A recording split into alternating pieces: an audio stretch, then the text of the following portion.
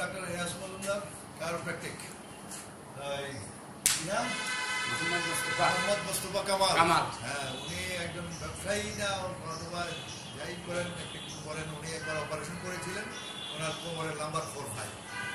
পুনরায় অপারেশনের জন্য উনি ভর্তি হন হাসপাতালে।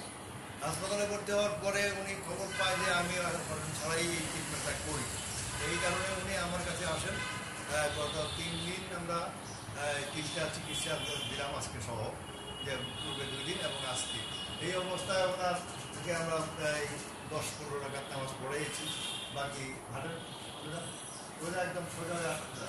হ্যাঁ, হাটের ঘুরেন, জানাজ ঘুরেন, আরো উল্টা দিয়ে ঘুরেন। বসেন, ওখানে বসেন। সোজা বই যান, হ্যাঁ, একেবারে সোজা বই যান। হ্যাঁ, ঘুরেন, আবার সোজা ঘুরে। হ্যাঁ, ঘুরেন।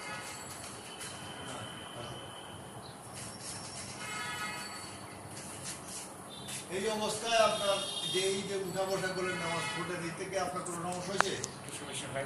হ্যাঁ, তবে আপনি ভালো করে মনে করেন ইনশাআল্লাহ। আচ্ছা, ঠিক আছে, কথা আপনার